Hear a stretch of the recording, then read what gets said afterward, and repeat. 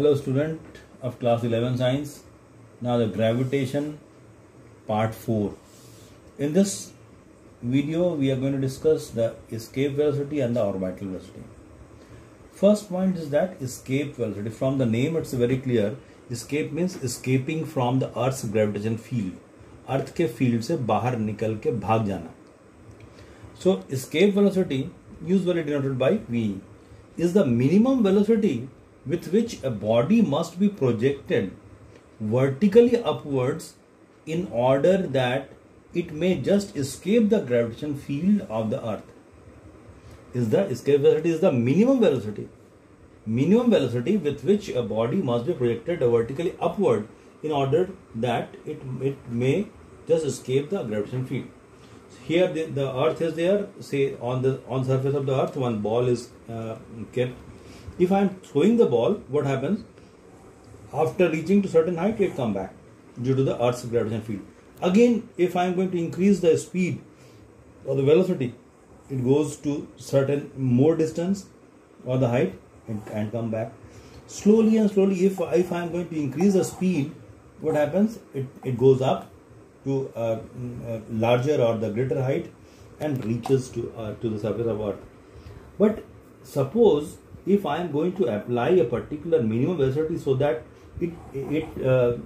by which when we are going to throw it projected it, then it never come back. So minimum velocity by which the ball must be projected vertically upward in order that it may just escape the earth's gravitational field. इसको इतना minimum velocity से अगर फेंक रहे हैं, वो वही minimum velocity को बोलेंगे एस्केप वेलोसिटी, कि हम इसको फेंके फिर ये वापस नहीं आया, ये एस्केप हो गया. जैसे हम लोग आगे चलकर ये करेंगे कि अर्थ के केस में अप्रोक्सीमेटली 11.2 किलोमीटर पर सेकेंड, अगर हम 11.2 किलोमीटर पर सेकेंड के स्पीड से इसको फेंकते, बहुत हायर स्पीड है, तो ये कोई भी ऑब्जेक्ट वापस नहीं आएगा. चाहे ये छोटा ऑब्जेक्ट हो, बड़ा ऑब्जेक्ट हो, एलिफेंट हो, कैट हो, कुछ भी हो, वो ऑब्जेक्ट अगर हम 11.2 किलोमीटर पर सेकेंड के स्पीड से फेंकेंगे, इतना वेरी वेरी हायर स्पीड, ये वापस नहीं आएगा कोई भी object. That is escape velocity. अब now the point is how to find the expression of this escape velocity. Just see the diagram. Earth I have taken, ये अर्थ है, centre O है, रेडियस R है, और centre से एक particular point हम ले लिए हाइट P और दूसरा पॉइंट है Q. यहाँ सेंटर से P पॉइंट का डिस्टेंस है x और ये dx से रिप्रेजेंट किया, and that is the infinity. Means क्या, हमको क्या निकालना है? Escape velocity. तो इसमें इस बॉल में, यहाँ पर अगर हम बॉल रखे हैं तो इसमें हमको क्या देना होगा? इस बॉल में हमको इसमें काइनेटिक एनर्जी देना होगा. काइनेटिक एनर्जी इतना दें कि वो अर्थ का जो ग्रेविटेशन एनर्जी है या ग्रेविटेशन पोटेंशियल एनर्जी है वो उसको खींच नहीं पाए. तो इसका एक्सप्रेशन हमको निकालना है. मीन्स हमको, मेरे हाथ में energy, means energy is equal to work done. That is the major part. Now इसको पहले हम देखेंगे. यहाँ पर एक ऑब्जेक्ट है यहाँ पर, और इसका यहाँ पर एक छोटा ऑब्जेक्ट था जिसका मास m. अर्थ का मास हम ले ले रहे हैं capital M. Capital M is the mass of the earth, and one small object is having the mass m. इसको हम P पॉइंट पर लेके आए. तो P पॉइंट और अर्थ के बीच ये जो m यहाँ पर है, यही वाला m यहाँ पर भी आया. m और अर्थ के बीच का जो फोर्स ऑफ अट्रैक्शन होगा, means gravitation force of attraction, वो हम जानते हैं G(m)(m)/x², Newton's law of gravitation से. ठीक. The small amount of small work done, हम वर्क डन निकालते हैं. Small work done in moving the body or the ball from surface of earth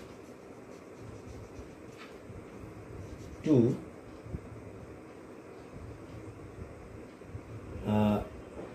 point Q, point moving the body from surface of the earth a small distance, means surface of the earth, body from the surface of the earth to point Q, means पहले हम P पर लेके गए, उसके बाद हम यहाँ से P से,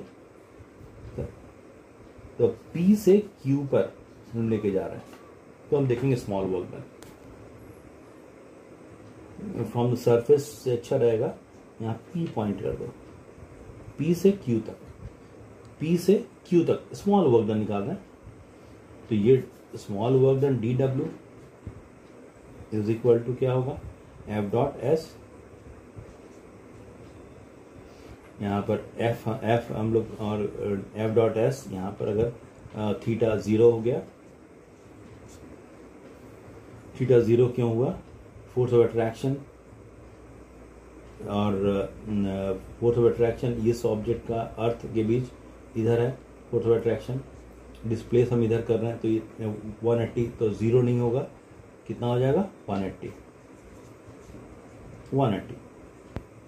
कैसे 180 हुआ समझ में आया, ये दोनों के बीच का डिस्टेंस देखेंगे, एंगल देखेंगे, फोर्स ऑफ अट्रैक्शन दिस, और इधर डिस्प्लेसमेंट, एंगल इज 180, तो ये हो जाएगा minus F S, minus F का मतलब हो गया G M by x square, और small work done, small displacement D X,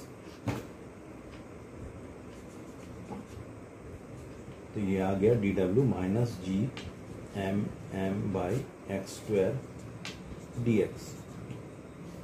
ठीक है, इसको दे दिए नंबर 2।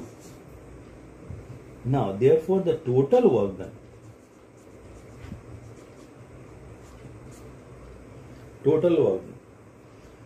और यहां पर जो वर्क डन होता है वो स्केलर क्वांटिटी, इसको हम पॉजिटिव भी ले सकते हैं, पॉजिटिव भी हम इसको ले सकते हैं।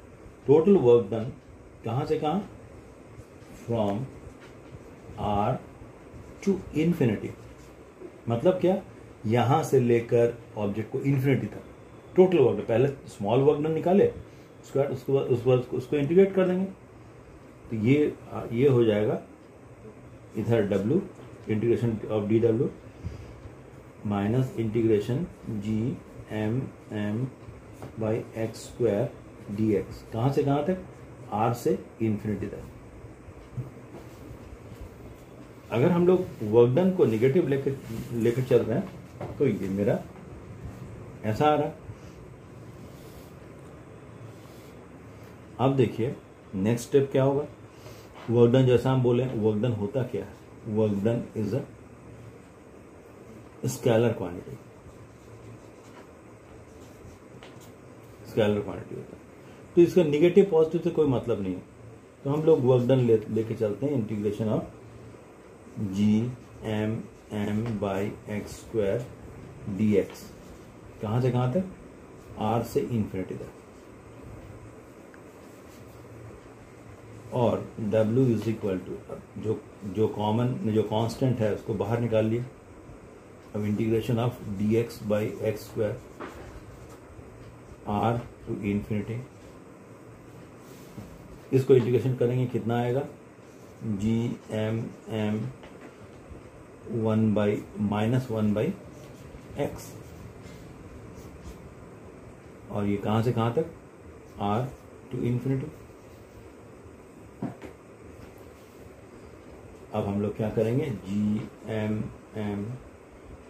इस पर लिमिट पुट करेंगे, minus 1 by infinity upper limit, minus of 1 by R, 2 bar minus क्यों हुआ, क्योंकि ऑलरेडी माइनस था, बीच माइनस होता है,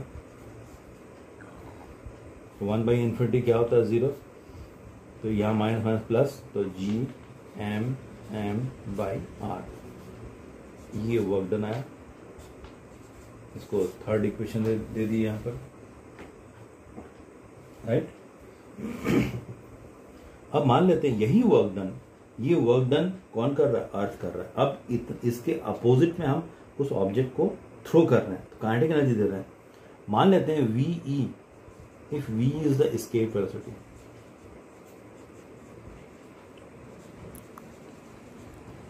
तो हम लोग क्या करेंगे, अब इक्वेट करेंगे ये work done that is equal to the kinetic energy imparted onto the ball or the object, तो Gm by R is equal to कितना हो जाएगा यहाँ पर, हाफ mVE स्क्वायर, V इसके वेलोसिटी था, यहाँ इसको दे दिए, जगह नहीं है दे दिए स्पेस, ये नंबर 4, इक्वेशन 4 ये आया था, स्मॉल m कैंसिल, तो यहाँ पर यहाँ देखिए तो VE square is equal to twice Gm by R, इतना है।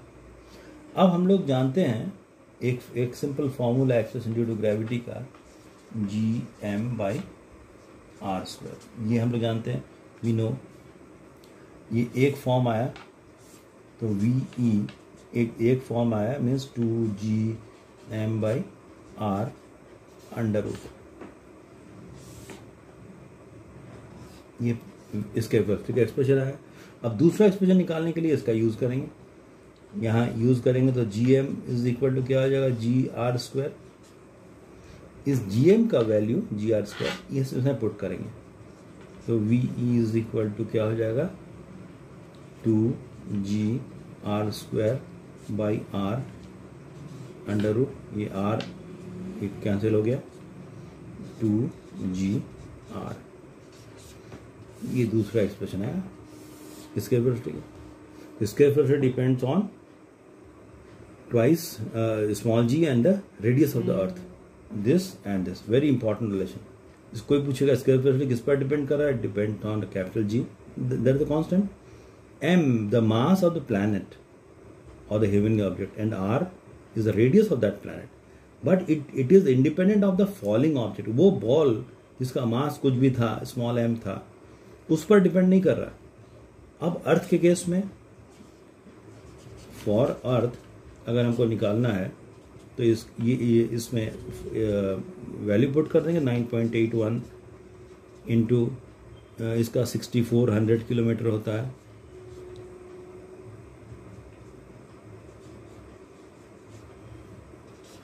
इसको कैलकुलेट करेंगे तो कितना आएगा, अप्रॉक्सीमेटली ये आ जाएगा 11.2 किलोमीटर पर सेकेंड, इसके velocity of for the earth 11.2 kilometre पर सेकेंड। इसका वैल्यू मीन्स क्या, अर्थ के केस में अगर हम किसी भी ऑब्जेक्ट को इतना स्पीड दे दें तो वो वापस नहीं आएगा, परमानेंटली वो स्पेस में चला जाएगा हमेशा के लिए, ये एस्केप हो जाएगा। So what we have observed that escape velocity depends on mass and radius of the planet, and it does not depends on the angle of projection. Angle of projection, object को, ball को ऐसे फेंक रहे हैं, ऐसे फेंक रहे हैं, ऐसे फेंक रहे हैं, कोई भी एंगल से अगर फेंक रहे हैं, वो उस पर डिपेंड नहीं करता। तो ये दोनों expression very important expression. And some datas, moon के लिए escape velocity 2.3 किलोमीटर पर सेकेंड होता है, मरकरी के लिए कैलकुलेट करेंगे यही फॉर्मूला से 4.28 किलोमीटर पर सेकेंड, जुपिटर के लिए 60 किलोमीटर पर सेकेंड, क्योंकि मास उसका ज़्यादा है, रेडियस ज़्यादा है, और सन के लिए 618 किलोमीटर पर सेकेंड होता है। अब एक और एक्सप्रेशन निकालते हैं इसके वेलोसिटी से। यहाँ पर ये फॉर्मूला आया था, VE is equal to twice Gm by R under root. m क्या है, mass of the planet. For the earth का अगर लेके चल रहे हैं, जैसे मास को हम लोग एक और लेके चल रहे हैं कि मास ऑफ द अर्थ हम लोग जानते हैं क्या होता है, वॉल्यूम इनटू डेंसिटी, ये मास होता है। अब यहां पर मान लेते अर्थ के लिए एवरेज मीन डेंसिटी, अर्थ का डेंसिटी अलग अलग होता है, लेकिन मीन डेंसिटी मान के चल रहे हैं रो, और ये भी लेके चल रहे हैं अर्थ इज ए स्फीयर। तो ये वॉल्यूम ऑफ स्फीयर क्या हो जाएगा, 4/3 पाई r क्यूब और density rho, that is mass. अब हम इसका वैल्यू ये वाले में पुट करेंगे, तो VE एक दूसरा एक्सप्रेशन आ जाएगा 2G 4/3 pi R cube into rho by R, पूरा ये अंडर रूट में।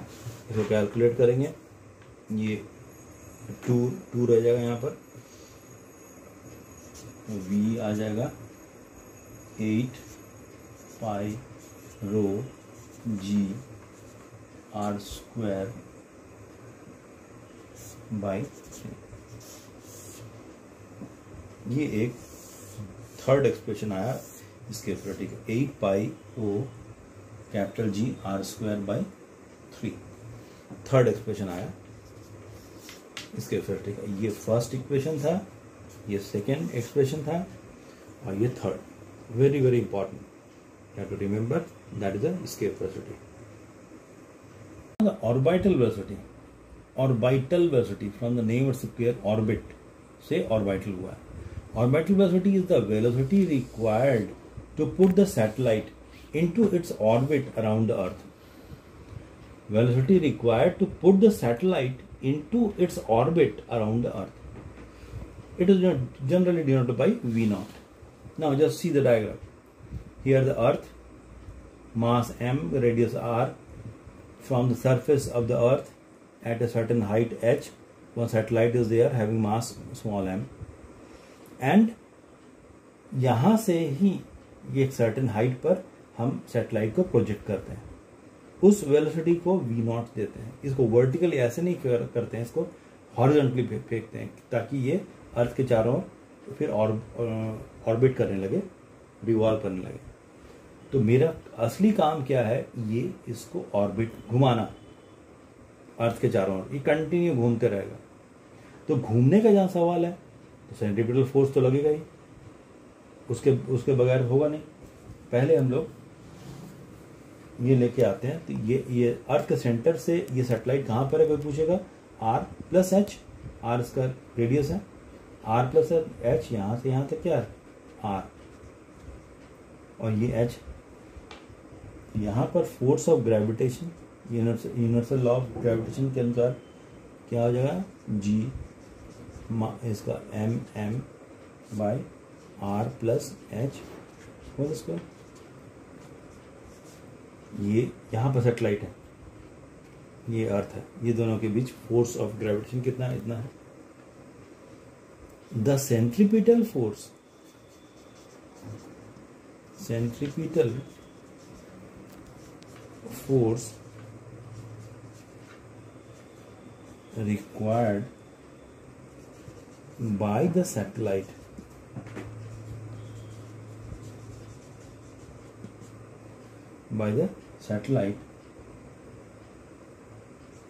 to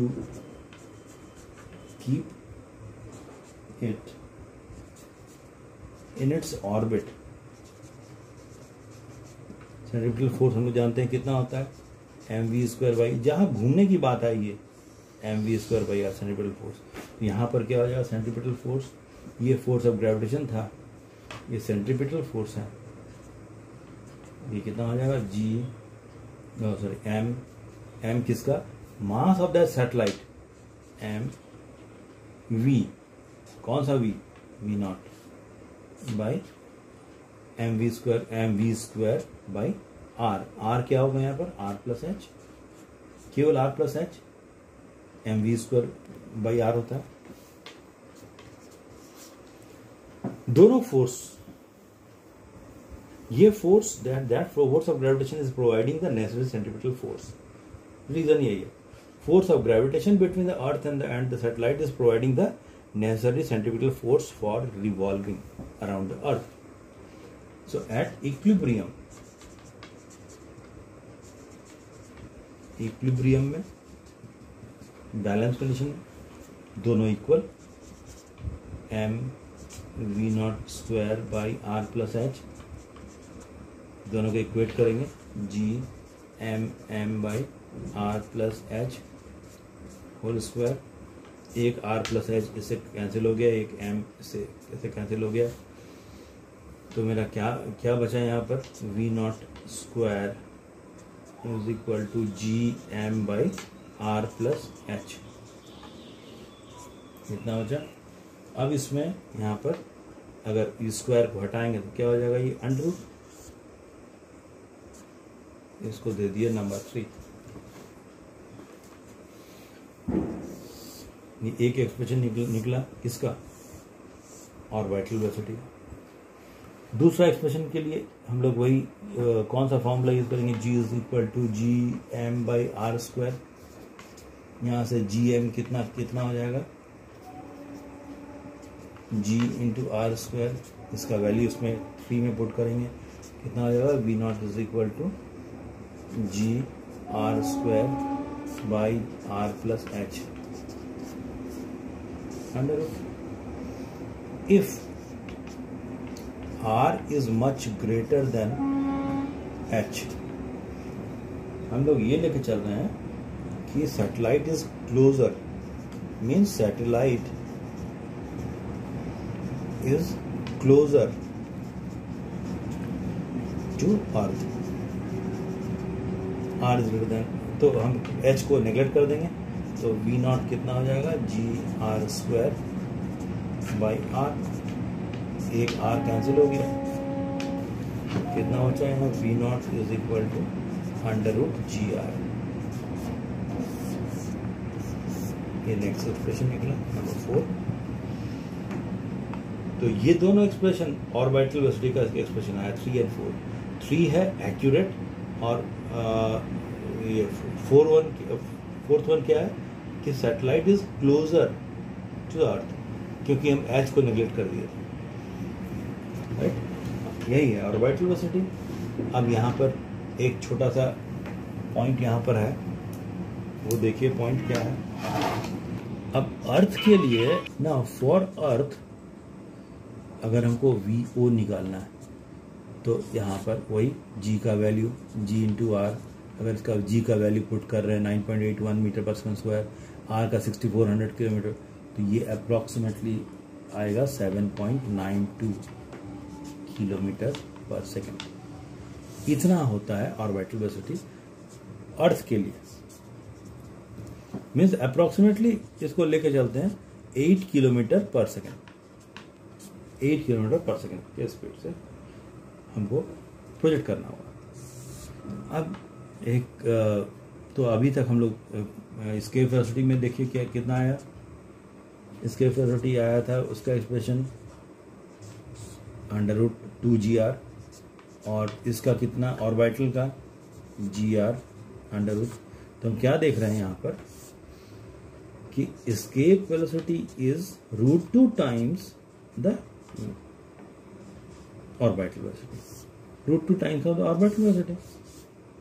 अगर किसी भी प्लैनेट का के केस में अगर ऑर्बिटल वेलोसिटी मालूम है, √2 से मल्टीप्लाई कर दिए, इसके वेलोसिटी निकल जाएगा, right. This is the part, escape orbital velocity and escape velocity. We will discuss some more topics in the part 5. Okay.